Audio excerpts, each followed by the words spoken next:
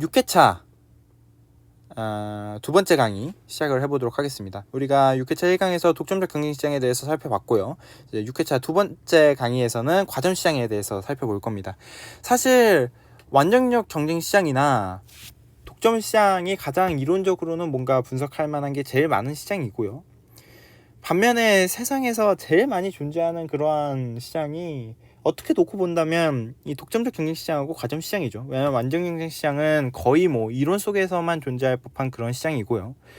그리고 독점시장도 상당히 그런 조건들을 채우기가 어려우니까요. 그래서 이제 독점적 경쟁시장하고 과점시장에 대해서 우리가 조금 더 분석을 해봐야 되는데, 사실 경제 원론에서는 되게 가볍게 넘어갑니다. 엄청 어렵게 안 넘어가고요. 대신에 이제 좀 미시경제학을 가면 조금 더 깊게 배울 거예요. 과점시장 같은 경우에는 이론을 한 4개 정도 해서 우리가 배우게 될 겁니다. 뭐 스타켈버그, 쿠로노 모형, 그 다음에 버틀란드 베르트랑 모형이라고 하죠.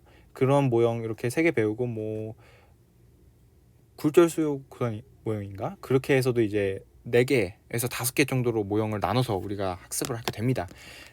그렇게 해서 우리가 과점시장을 배우게 되는데, 그런데 우리 경제 원론 수업에서는 상당히 심플하게 수업을 진행하게 되겠고요. 그렇기 때문에 과점시장 너무 깊게 공부 안 하셔도 될 것 같아요. 아주 가볍게 하고 넘어갑니다. 자, 그러면 과점시장의 특징 가볍게 하고 넘어가도록 해볼게요. 과점시장 같은 경우에는 일단은 매우 적은 셀러로 이루어져 있습니다. 공급자가 매우 적고요. 비슷하거나 거의 동질적인 그러한 재화를 팔게 됩니다. 그리고 상호 의존적이에요. 그러한 이런 3가지 특징을 가지고 있는데, 대표적으로 과점시장이 우리나라에서는 통신사 혹은 교육업체, 뭐 프리패스 같은 가격 같은 거 생각해 보시면은 과점시장이라는 거 우리가 알 수 있고요. 그 다음에 정유사도 우리나라에서는 지금 우리나라에 한해서는 과점시장이고요. 생각보다 과점시장의 시장이 생각보다 많습니다. 이러한 특징들을 가지고 있더라. 뭐 그 정도만 우리가 알면 되고요. 그런 과점시장에서도 시장의 공급자가 두 개 혹은 두 회사, 두 기업만이 그 시장에서 그 재화를 공급하더라 라고 한다면 복점, 듀오폴리라고 생각하시면 되겠습니다. 사실 이 올리고폴리도 사실 우리가 올리고당 할 때 올리고당이 다당이라는 뜻이잖아요, 영어로. 그러니까 한국말로. 그러니까 올리고가 다 약간 특정할 수 없지만 조금 2개보다 많은, 한 1개보다 많은 것이 올리고거든요. 그런 것을 생각해 보면 이 올리고폴리가 몇 개 안 되는 기업들로 그 시장이 나눠져 있다라고 생각을 하시면 되겠고요.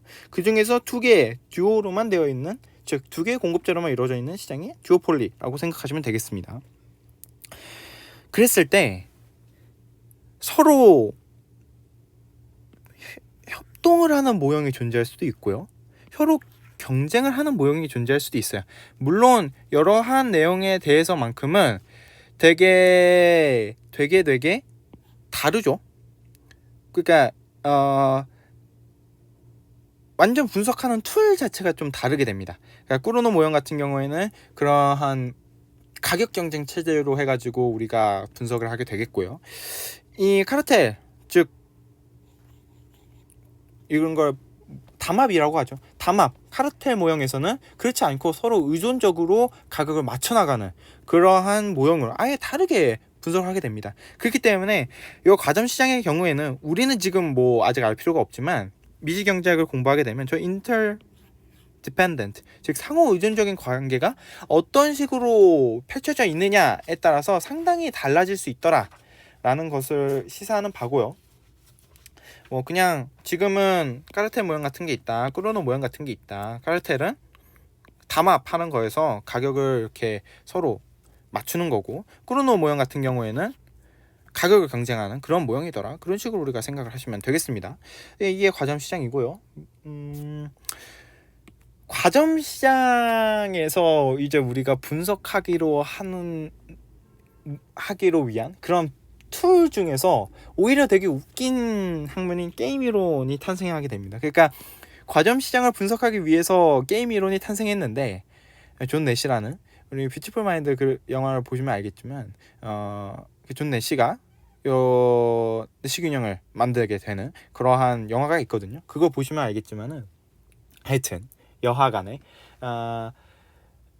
분명 이런 기업 간의 인터디펜던트한 그런 관계들을 우리가 파악하기 위해서 툴을 만들었는데, 오히려 과점 시장 이론보다 분석할 거리가 더 많아져서 훨씬 더 이론적으로 깊이 배우는, 경제학과 가면은 아마 3학년에 게임 이론이라는 하나의 학문으로 수업이 열립니다. 그래서 상당히 중요한 수업이고요. 경제학적으로 그만큼 뭐 게임 이론이 되게 많이 깊어졌다, 이론적으로 그런 식으로 생각하시면 되겠지만, 우리가 어차피 배우는 게임 이론은 궁극적으로 거의 이것밖에 없죠. 죄수의 딜레마, 이거밖에 없습니다. 이거 말고 한다면은 성게임, 그 다음에 뭐 사슴사냥 게임, 뭐 그 정도 우리가 좀 더 다룰 것 같은데, 어차피 하는 툴에 대해서는 거의 비슷하니까 너무 걱정 안 하셔도 되겠습니다. 자, 한번 볼게요. 그것이 무엇을 의미하는 것인지. 자, 게임 이론은 이런 식으로 우리가 사용할 겁니다. A를 자백이라고 해보고요, B를 침묵이라고 한번 해보겠습니다. 이런 식으로 우리가 표를 나열할 수가 있는데요. 약속이에요, 다. 일단은 첫 번째 플레이어를 보통 요 축에다가 세우고요, 그 다음에 두 번째 플레이어를 요 축으로 보통 세웁니다. 요 횡축으로 세우고요, 이거는 종축으로 세우게 됩니다. 자, 그랬을 때 1번 플레이어가 선택할 수 있는 선택지가 여기서는 2x2 차트, 테이블이어서 2x2 표여서 자백과 침묵 이렇게 두 개의 선택지가 있고요. 2번 플레이어도 마찬가지로 자백과 침묵 이렇게 두 개의 선택지가 존재합니다. 자, 그런 상황에서 이렇게 페이오프, 각각의 어떤 선택을 함에 따른 보수들을 우리가 나열할 거고요. 그래서 이러한 것을 보수 행렬이라고 표현할 겁니다. 페이오프 매트릭스라고 보통 많이 표현합니다. 이러한 표 전체를. 자, 한번 설명해 드릴게요. 이렇게 페이오프를 어떻게 상수를 하냐면, 첫 번째 숫자는 첫 번째 플레이어의 페이오프를 서술한 거, 상수를 한 거고요. 그 다음에 두 번째 숫자 같은 경우는 두 번째 플레이어의 페이오프, 즉 보수를 상수를 한 겁니다. 자, 이랬을 때 요 10,10은 1번 플레이어가 자백을 선택하고 2번 플레이어가 자백을 선택한다면 걔네들이 각각 10만큼 페이오프를 가지게 되더라 라는 겁니다. 자, 우리가 보통 이런 것을 표현할 때는 숫자로 해서 효용으로 많이 표현을 해요. 효용으로. 비용으로 보통 많이 표현을 안 하고 효용으로 많이 선택을 합니다. 왜냐하면 그렇게 생각해야 좀 생각하기가 편하니까. 근데 죄수의 딜레마는 조금 이제 형량으로 우리가 생각을 하다 보니까 형량이 높으면 높을수록 손해가 나는 거죠. 즉 원래는 뭐 다른 사슴사냥 게임이나 그러한 페이오프는 보통 이런 숫자들을 다 효용으로 적어 놓는데, 이 죄수의 딜레마 같은 경우는 여기가 10년형, 10년형, 1년형, 25년형, 그 다음에 이건 3년형, 이런 식으로 우리가 서술하게 됩니다. 자, 한번 분석을 해볼 건데, 분석을 어떻게 하는지 한번 잘 보세요. 근데 엄청 어렵지 않고요, 되게 간단합니다. 되게 간단하고 모든 게임 이론이 궁극적으로 거의 다 이렇게 분석을 하시면 돼요. 혼합, 나중에 진짜 미시경제학 어렵게 가가지고 혼합 전략, 그런 것을 우리가 공부하지 않는 이상에는 단순 전략에서는 정말 이렇게만 딱딱딱딱딱 결정하시면 됩니다. 한번 볼게요. 1번 플레이어가 만약에 지금 자백을 선택한다라고 가정을 합시다. 가정. 1번 플레이어가 침묵은 선택을 안 하고 자백만 선택한다고 쳐봐요. 자, 그랬을 때 2번 플레이어가 자백을 선택해야 될까요? 침묵을 선택해야 될까요? 그것을 한번 분석을 해볼게요. 자, 이번 플레이어가 자백을 선택하면 지금 10년형을 선고받고요. 이번 플레이어가 지금 침묵을 선택하면 25년형을 선고받게 됩니다. 자, 언제 1번 플레이어가 자백을 선택할 때 그렇게 되면 10년형이 좋아요? 25년형이 좋아요? 10년형이 좋죠. 그렇기 때문에 10년형을 선택해야 되는 겁니다. 이런 식으로 선택을 해나가면 돼요. 자, 반대로 만약에 1번 플레이어가 침묵을 선택했다고 쳐요. 자백을 선택 안 하고 침묵을 선택했다고 칩시다. 자, 그렇게 되면 지금 2번 플레이어가 똑같이 두 개의 선택지가 존재하는데 2번 플레이어가 이제 자백을 선택하려고 하면 1년형을 선고받고요. 침묵을 선택하면 3년형을 선고받습니다. 자, 그러면 1년형이 좋아요? 3년형이 좋아요? 당연히 적게 복역하는 게 좋으니까 1년형이 낫겠죠. 그쵸? 자, 지금 2번 플레이어는 뭘 선택해야 되나요? 1번 플레이어가 자백을 선택하든 침묵을 선택하든 결국 무엇을 선택하게 되나요? 자백을 선택하는 것이 훨씬 더 복역 기간을 짧게 살 수 있을 것이라고 생각을 하게 되죠. 그쵸? 그렇기 때문에 이러한 전략, 즉 이러한 내시 균형에서 두 개의 선택지가 존재할 때 하나의 선택지만 궁극적으로 선택하게 되는, 상대방의 선택이 어떤 것이든 상관하지 않고 나의 선택지가 하나로 귀결되는 여러한 전략을 일컬어서 우월 전략이라고 보통 표현합니다. 우월 전략. 왜냐하면은 내 페이오프 같은 경우에는 얘보다 얘가 훨씬 더 낫고요. 얘보다 얘가 낫기 때문에 자백을 선택할 수밖에 없는 거예요. 자, 한번 그러면 반대로 가보겠습니다. 2번 플레이어가 만약에 자백을 선택했어요. 그러면 1번 플레이어는 무엇을 선택해야 되냐면 1번 플레이어가 자백을 선택하면 10년형을 선고받고요. 침묵을 선택하면 25년형을 선고받게 됩니다. 그렇게 되면 1번 플레이어 역시 자백을 선택해야 나의 선고 형량을 줄일 수가 있고요. 만약에 2번 플레이어가 침묵을 선택한다면 1번 플레이어 입장에서 자기가 자백을 선택하면 1년형을 선고받고 침묵을 선택하면 3년형을 선고받게 됩니다. 그렇게 되면 여기서도 마찬가지로 자백을 선택을 해야겠죠. 그렇죠? 즉 2번 플레이어가 자백을 선택하든 침묵을 선택하든 상관없이 1번 플레이어의 페이오프를 극대화, 자신의 보수를 극대화시키는 그러한 선택지는 자백이라는 선택지가 있고요. 그렇기 때문에 저 자백이 1번 플레이어의 우월 전략이 되게 됩니다. 자, 우월 전략과 우월 전략이 만나게 되면 요 지점에서 어떠한 페이오프에서 두 명의 플레이어가 동시에 선택한 지점이 나오게 돼요. 여러한 균형을 일컬어서 내시 균형이라고 합니다.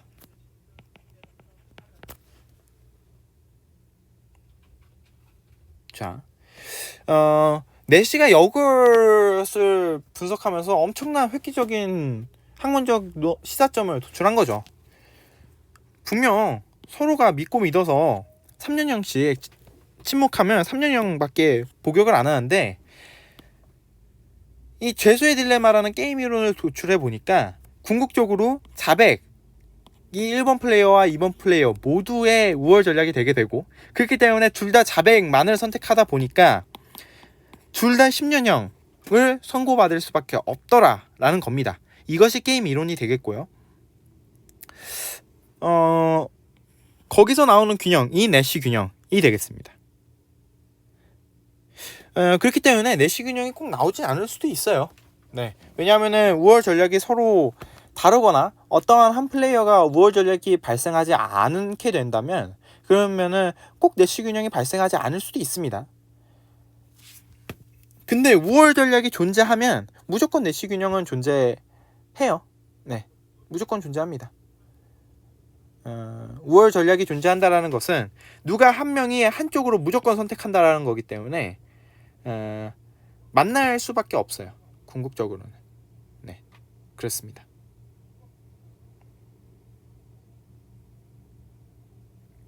이론적으로 만날 수밖에 없더라라는 겁니다.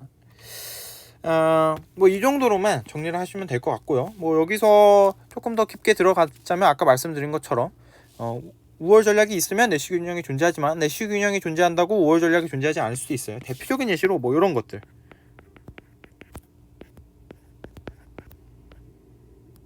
이런 것들이 자, 1번 플레이어와 2번 플레이어가 있을 때 자, A, B 있으면 2번 플레이어가 A 선택한다면 2번 플레이어가 A 선택한다면 1번 플레이어는 A 선택하는 게 좋죠. 2번 플레이어는 B 선택하는 게 좋죠. 자, 그렇게 되면은 아니 자, 다시 말씀드릴게요. 자, 2번 플레이어가 A를 선택했어요. 자, 그러면 A를 선택하는 게 좋아요? B를 선택하는 게 좋아요? 1번 플레이어는 A를 선택하는 게 좋아요. 자, 2번 플레이어가 B를 선택했어요. 그러면은 1번 플레이어는 A를 선택하면 0만큼 얻고 B를 선택하면 5만큼 얻으니까 B를 선택하는 게 낫죠. 자, 똑같은 원리로 이런 식으로 되게 됩니다. 지금 5월 전략 없어요. 5월 전략이라고 하면 상대방이 어떤 선택지를 선택하든 간에 나의 선택지는 하나다. 이게 5월 전략이거든요. 근데 5월 전략 존재하지 않죠. 그런데 내시 균형은 존재하죠. 내시 균형 존재합니다. 그렇기 때문에 우월 전략이 존재하면 내시 균형이 존재하는데 내시 균형이 존재한다고 우월 전략이 존재하진 않고요. 그럼 만약에 내시 균형이 이렇게 두 개가 존재한다. 그러면은 실제적으로 플레이되면 뭐가 도출되는 거야? 라고 물어본다면 알 수 없습니다. 뭐가 될지 몰라요.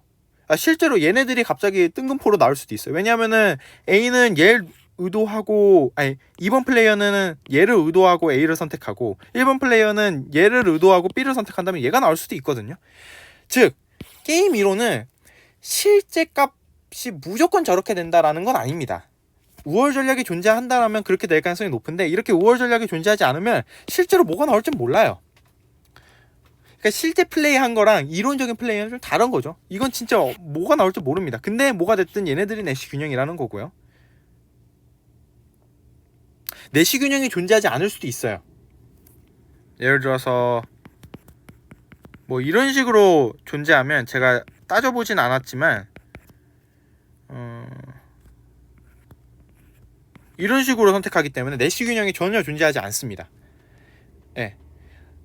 그러니까 꼭 게임이라고 해서 내시 균형이 반드시 존재해야 되는 것도 아니고요. 존재한다고 해서 해도 우월 전략이 존재하는 것도 아니고요.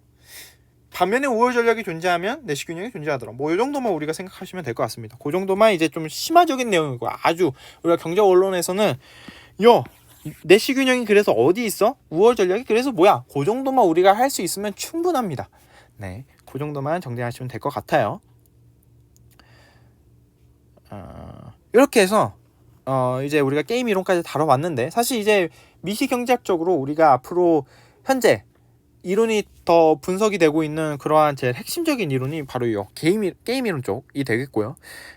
게임 이론의 가장 기본적인 모형이 죄수의 딜레마라는 모형이 있더라라는 겁니다. 그래서 궁극적으로 3년형 이런 식으로 우리가 선고받을 수 있음에도 불구하고 둘 다 자백을 하더라라는 그런 특징을 가지고 있고요. 이렇게 해서 우리가 과점 시장까지 다뤄봤습니다. 이제 생산물 시장은 다 다뤄봤고요. 이제 다음 강의에서 생산 요소 시장에 대해서 조금 더 깊게 다뤄보도록 하겠습니다.